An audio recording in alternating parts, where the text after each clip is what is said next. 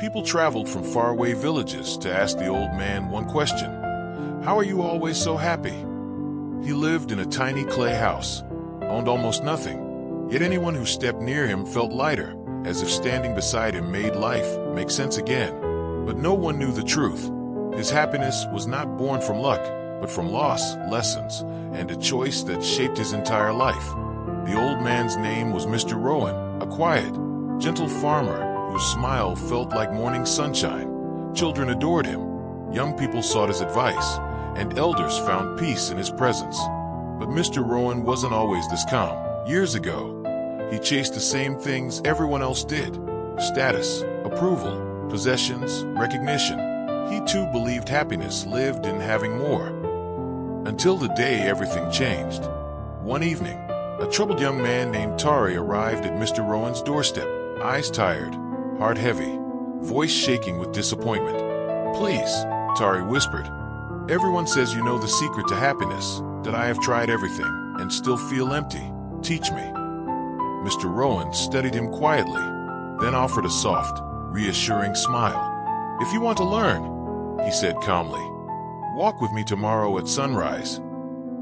Tari nodded, not understanding why a walk was necessary, but willing to try anything. When morning came, Mr. Rowan led Tari to the riverbank. No instructions, no explanations, just silence and the soft movement of water. After a long, quiet moment, Mr. Rowan asked, "What do you hear?" Tari listened. "Water, birds, the wind." Mr. Rowan nodded. "And what do you not hear?" Tari frowned. "Noise, worry, pressure." Mr. Rowan smiled gently, his voice low and steady. "Happiness begins when the world becomes quiet enough for your heart to speak again." Tari felt something loosen inside him.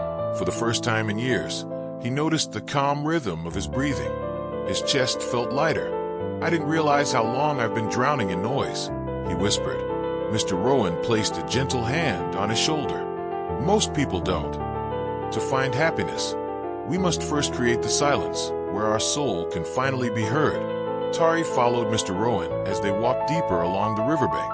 The morning sun painted the water gold, and every step felt softer than the one before. But inside Tari, the storm still lived. "Mr. Rowan," he finally said, struggling with the words, "I feel calm here, but the moment I go back to my life, everything becomes heavy again. How do I stay happy when life keeps pulling me down?" Mr. Rowan didn't answer immediately. Instead, he picked up a small stone and held it out. "Take this," he said. Tari obeyed, confused. Mr. Rowan pointed to the quiet river beside them. "Throw the stone into the water." Tari shrugged and tossed it. The stone disappeared, but the ripples it created spread outward, farther and farther, until the entire river moved. Mr. Rowan asked softly, "Did the stone choose to sink?" Tari shook his head. "No, but the river chose how long it held the ripples." Tari blinked. He wasn't sure he understood. Mr. Rowan placed a gentle hand on his shoulder. "Life will always throw stones at you: stress, loss, fear, disappointment. You can't stop the stones, but you can choose how long you let the ripples control you." The words settled deep into Tari's heart. For a moment, Tari wondered how someone so peaceful had learned such powerful wisdom. "Mr. Rowan, were you always this calm?" The old man smiled, not with happiness, but with honesty. "No," he said softly. "I once allowed every stone life threw at me to drown me. I worried about everything, that I chased what didn't matter, that I forgot how to breathe." He looked out over the river, eyes distant but warm. "Happiness found me when I stopped trying to control life and learned to flow with it instead." Something inside Tari broke open, not in a painful way, but like a tight knot finally untying. "So, happiness isn't about avoiding problems?" he asked quietly. Mr. Rowan shook his head gently. "No, my boy. Happiness is learning which problems deserve your peace and which ones don't." Tari exhaled deeply, feeling lighter than he had in years. Happiness grows when we stop giving our energy to every ripple and learn which ones no longer deserve our attention. After the lesson by the river, Mr. Rowan led Tari toward a small hill overlooking the village. The path was narrow and rocky, and every few steps Tari stumbled or slipped. At one point he groaned, "Why does the path get harder the higher we go?"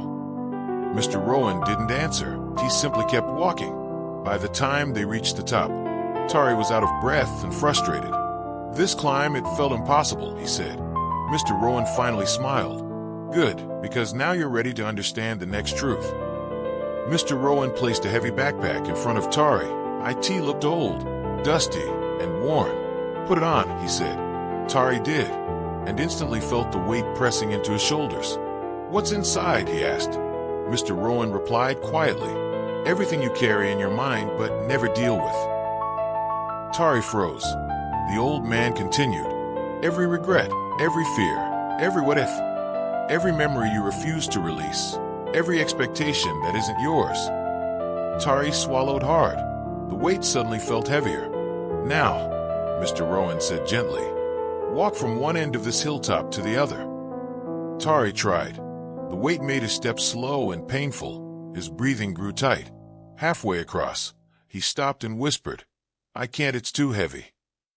Mr. Rowan walked to him slowly. He pointed at the straps of the backpack. Do you know the strange thing about this burden? He asked. Tari shook his head. Mr. Rowan smiled softly. You can put it down anytime, but you choose to keep carrying it. The words hit Tari like a wave. But these things feel like a part of me, he whispered. Mr. Rowan nodded. That is the trap. The mind clings to pain because it's familiar, but happiness arrives the moment you realize you are allowed to let go. Tari slowly removed the backpack and placed it gently on the ground. Instantly, his body felt lighter. His chest loosened, his breath deepened. Emotion filled his eyes. Tari whispered, barely audible, I didn't know I was allowed to stop carrying all that. Mr. Rowan placed a warm hand on his back. The world teaches us to accumulate everything, memories, mistakes, pressure, roles, but simple living teaches us to release what harms, use, and carry only what keeps the heart peaceful. Tari looked out over the valley, feeling the lightness for the first time. What do you carry now, Mr. Rowan? He asked. The old man smiled softly. Only what brings peace. Happiness begins the moment we choose to put down what we were never meant to carry. After leaving the hilltop, Tari and Mr. Rowan walked back to the old man's cottage. The sun was beginning to set, casting long orange shadows across the earth. Tari felt lighter, but a lingering question still pulled at his chest. Mr. Rowan, he said softly, I understand letting go, but what about the thoughts that never stop? My mind is always full, even when I want peace. Mr. Rowan smiled gently, as if he had been waiting for that question. Come, he said. I'll show you one more lesson today. Inside the cottage, Mr. Rowan placed two simple clay cups on the table. One was empty. The other he filled almost to the brim with water. Tari, he said, shake the cup with water. Tari did. The water splashed out everywhere. On the table, on the floor, on his hands. Mr. Rowan asked, why did water spill from the cup? Tari frowned. Because it was full. Mr. Rowan nodded slowly. Exactly. When the mind is full, even the smallest disturbance makes everything spill. He then handed Tari the empty cup. Now shake this one. Tari shook it. Nothing spilled. The old man smiled. When the mind is empty, nothing can shake your peace. When you stop overcrowding your mind with worries, comparisons, fears, and conflicts, you create space. Space for clarity. Space for gratitude. Space for joy. He had been filling his mind with fear and self-doubt for years, and no wonder even small problems overwhelmed him. Tari sat quietly, breathing slowly, feeling a calmness he had never allowed himself to feel before. How do I make my mind empty? He asked. Mr. Rowan poured a small amount of water into the empty cup. One drop at a time, he said. By noticing your thoughts without letting them control you. Be why choosing silence for a few minutes each day. Be why letting go of what does not serve your heart. He placed the empty cup gently in front of Tari.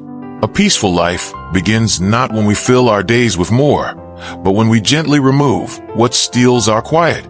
Outside, he found Mr. Rowan tending to a small garden behind the house. The flowers were simple, daisies, lilies, marigolds, nothing expensive or rare. Yet the old man cared for them as if each one was a treasure. Good morning, Mr. Rowan said without looking up. "You're right on time." "For what?" Tari asked. "Your next lesson, and perhaps the most important one." Mr. Rowan pointed to a single flower, a tiny white daisy growing at the edge of the garden. "Look at this," he said. Tari kneeled beside him. "It's just a flower," he said softly. Mr. Rowan chuckled. "Exactly." He continued gently. "Most people ignore the small things because they're waiting for big happiness." Mr. Rowan plucked a small weed from the soil. "But big happiness rarely comes. Small happiness is what life gives us every day. And those who learn to notice it live with fullness in their hearts." Tari felt a sting of recognition. He had spent years wanting big achievements, big moments, big successes, and forgot to appreciate anything small. Mr. Rowan handed Tari a tiny watering can. "Today," he said, "you will care for only one flower." Tari looked confused. "One? Why not the whole garden?" Mr. Rowan smiled. "Because happiness begins with something small, something manageable, something you can love gently without pressure." So Tari watered the little daisy, and he removed stones from around it. He loosened the soil, and as he worked, a strange warmth filled his chest, as if his heart was learning how to breathe again. When he finished, he stood beside Mr. Rowan. "I feel peaceful," Tari said quietly, "but I don't understand why." Mr. Rowan placed a hand on his shoulder. "Happiness is not found in the future, or in what you hope to become. It is found in the tiny moments you nurture today." Tari looked at the single flower he had cared for and felt a truth blooming inside him. All his life he had chased happiness like a distant goal, never realizing that joy was waiting for him in the smallest, simplest breaths of the day. Emily and Henry followed Old Man Rowan into a small clearing behind his cabin, a place neither of them had seen before. The early evening sun dripped golden light through the trees, and a soft wind carried the scent of pine and wild berries. Rowan stopped beside an old wooden ease covered in a cloth. He rested his hand on it gently, almost reverently. Emily leaned closer. "Is that a painting?" Rowan smiled. "A memory." Underneath was a canvas filled with warm, vivid colors. Rowan as a younger man, his wife beside him, their small cottage behind them, a younger Emily playing in the yard, Henry visiting with school books in hand. Every face was smiling, every moment was simple, every detail felt alive. Henry whispered, "It's beautiful." Emily's eyes glistened. Rowan nodded slowly. "You see, people think happiness is something you chase, something you buy, something you earn. But happiness, ordinary moment at a time." He pointed at a small detail, a loaf of bread on a wooden table. "That was a morning we laughed because the dough rose too much." Then, at another corner, Emily running after butterflies. "I remember the sound of your laughter that day." He touched a faint brushstroke of a sunrise. "And this was a morning my wife held my hand for no reason at all." Rowan stepped back. "My life was never grand, never perfect, never famous, but it was full." Emily whispered, "So all this is the secret to happiness?" Rowan nodded. "The secret is to notice what you already have while you still have it." Henry swallowed hard. Emily wiped her eyes, because suddenly it all made sense. Rowan wasn't teaching them how to find happiness. He was showing them how to see it. Happiness grows quietly, in moments we don't recognize until they've become memories. Slow down. Look closer. Your joy is already here. The next morning, the forest was still wrapped in a cool blue mist. Emily and Henry woke early, both feeling a strange tug in their hearts, as if something had shifted inside them overnight. They found Old Man Rowan sitting outside, warming his hands around a cup of tea. He looked peaceful. Too peaceful. Emily sat beside him. "Rowan, we've learned so much from you." Henry nodded. "But there's one thing we don't understand. If happiness is so simple, why do people still struggle to find it?" Rowan smiled, soft and knowing. "Because," he said, "the world teaches people to run before they ever learn to stand still." He looked out at the sunrise. People chase what sparkles and ignore what shines. They run after tomorrow and forget to breathe today. Emily felt tears sting her eyes. "Rowan, what if someone is already sad? Already broken? How do they start?" Rowan turned to her. By doing one gentle thing, be kind to themselves. He placed his weathered hand over hers.